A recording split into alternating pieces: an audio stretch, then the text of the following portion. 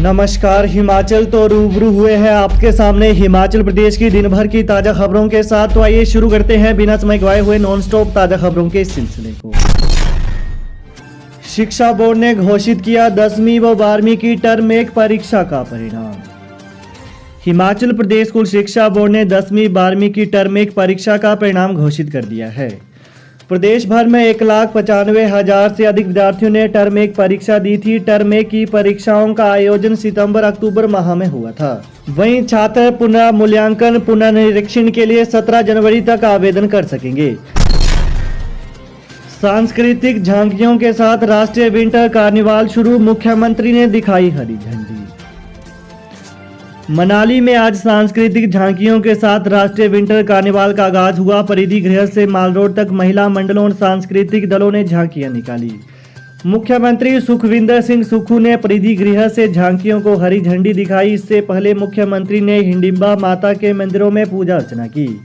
उन्होंने 5 दिन तक मनोरंगशाला में चलने वाले सांस्कृतिक कार्यक्रमों का भी शुभारंभ किया। झांकियों में 188 महिला मंडलों, 25 सांस्कृतिक दलों और 1 दर्जन सरकारी विभागों ने भाग लिया।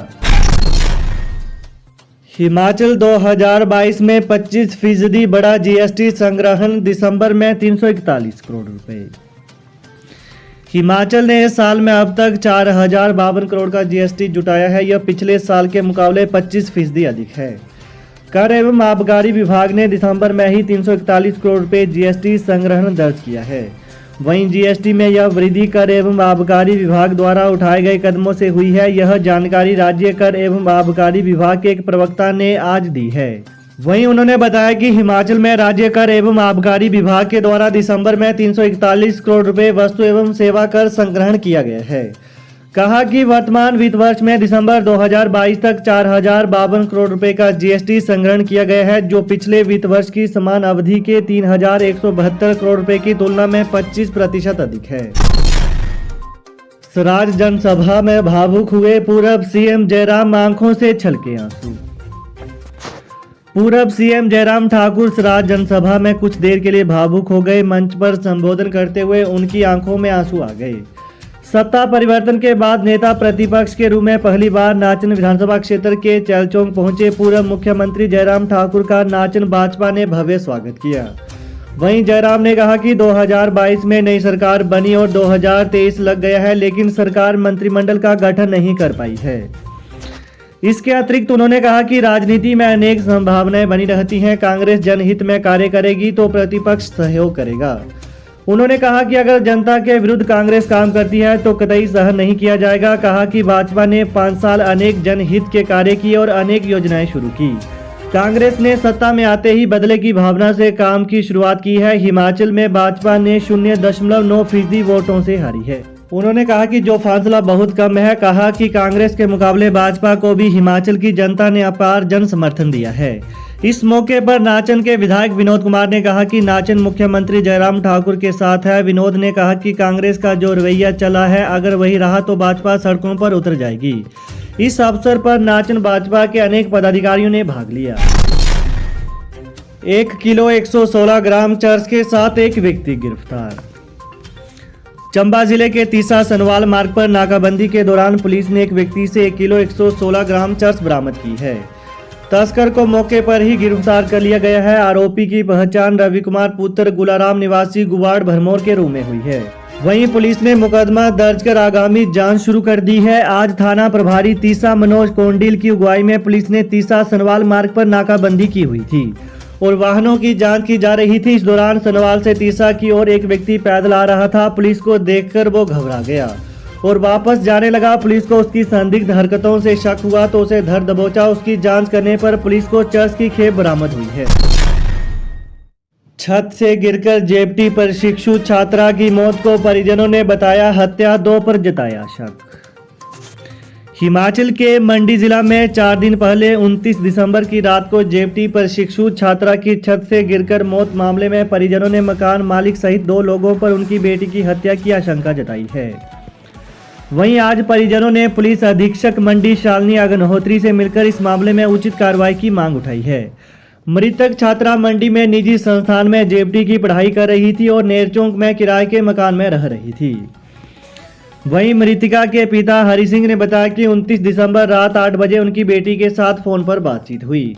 फोन पर बात करने के दौरान बेटी ने 30 दिसंबर को घर आने की बात कही, लेकिन आधे घंटे बाद ही मकान मालिक का फोन आता है कि उनकी बेटी तीसरी मंजिल से नीचे गिर गई और उसे इलाज के लिए नेरचौक मेडिकल कॉलेज ले जाया गया है। मेडिकल कॉलेज में इलाज के दौरान उनकी बेटी की मौत हो गई। वहीं उन्होंने मकान मालिक सहित 2 अन्य लोगों पर हत्या की आशंका जताते हुए निष्पक्ष जांच की मांग की है। हिमाचल में पेट्रोल 25 पैसे व डीजल 27 पैसे प्रति लीटर सस्ता। प्रदेश में नव वर्ष पर पेट्रोल व डीजल सस्ता हो गया है। पेट्रोल के दामों में 25 पैसे प्रति लीटर व डीजल के दामों में 27 पैसे प्रति लीटर सस्ता हो गया है। करीब 5 महीनों में पेट्रोल व डीजल के दामों में परिवर्तन हुआ है। प्रदेश में विधानसभा चुनाव को देखते हुए पेट्रोल व डीजल के दामों में कोई बदलाव नहीं हुआ था। सोलन में करीब 1 वर्ष से पेट्रोल के दाम 96.45 रुपए प्रति लीटर व डीजल के 82.64 रुपए प्रति लीटर थे। हालांकि प्रत्येक जिले में पेट्रोल व डीजल के दाम अलग अलग हैं, क्योंकि परिवहन लागत के अनुसार ही इसकी कीमतों में बदलाव होता है। प्रदेश में परवाणु, सोलन, बीबीएन में पेट्रोल व डीजल थोड़ा सस्ता है, क्योंकि पेट्रोलियम कंपनी की हिमाचल के सप्लाई लोकेशन परवाणु व नालागढ़ के साथ पंजाब में है। जो क्षेत्र इन लोकेशनों के नजदीक है वहां पर पेट्रोल व डीजल के दाम कम है और जो दूर है वहां पर अधिक है, क्योंकि परिवहन लागत बढ़ने के साथ इसकी कीमत भी बढ़ जाती है।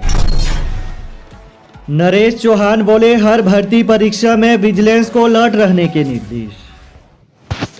जेओए, आईटी और अन्य परीक्षाओं के पेपर लीक होने के बाद मुख्यमंत्री सुखविंदर सिंह सुक्खू ने एडीजी विजिलेंस को हर परीक्षा और भर्ती के दौरान अलर्ट पर रहने के निर्देश दिए हैं। इसके अलावा सीएम ने पदभार संभालने के 15 दिनों के ही भीतर कर्मचारी चयन आयोग को रद्द करने का साहसिक फैसला लिया है।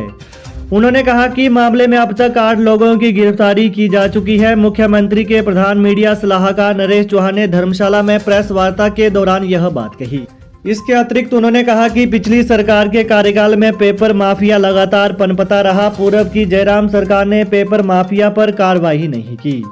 उन्होंने कहा कि करीब 75,000 करोड़ के कर्ज में डूबे प्रदेश के उभारने और पर्यावरण संरक्षण के लिए अगले 5 साल में सरकारी सिस्टम की सभी गाड़ियां और बसें इलेक्ट्रिकल ही खरीदी जाएंगी। बाहरी निवेशकों के लिए खोलेंगे द्वार, 7 दिन में पूरी होगी बड़े प्रोजेक्टों की प्रक्रिया। मुख्यमंत्री सुखविंदर सिंह सुक्खू ने कहा कि हिमाचल प्रदेश में बाहरी निवेशकों के लिए द्वार खोले जाएंगे। बड़े प्रोजेक्ट लाकर रोजगार के अवसर सृजित किए जाएंगे। बड़े प्रोजेक्टों को मंजूर करवाने के लिए निवेशकों को विभागीय दफ्तरों के चक्कर भी नहीं काटने पड़ेंगे। उन्होंने कहा कि निवेशकों के लिए सरकार एक नोडल एजेंसी बनाएगी, यही एजेंसी बड़े प्रोजेक्टों को मंजूरी देगी। इसके अतिरिक्त सीएम ने कहा कि ज्यादा रोजगार देने वाले निवेशकों की तमाम प्रक्रिया 7 दिन में पूरी कर प्रोजेक्ट को मंजूरी दी जाएगी। मुख्यमंत्री मनाली की मनु रंगशाला में राष्ट्रीय स्तरीय विंटर कार्निवाल का शुभारंभ करने के बाद जन समूह को संबोधित कर रहे थे। उन्होंने कहा कि हम व्यवस्था परिवर्तन के लिए आए हैं। नए साल में कर्मचारियों को पुरानी पेंशन योजना का तोहफा दिया जाएगा। मंत्रिमंडल की पहली बैठक में ही इसका ऐलान किया जाएगा। तो ये है आज दिन भर के मुख्य समाचार। तो प्रदेश की ताजा खबरों को पाने के लिए चैनल को जरूर सब्सक्राइब करें। Thanks for watching. जय हिंद, जय हिमाचल।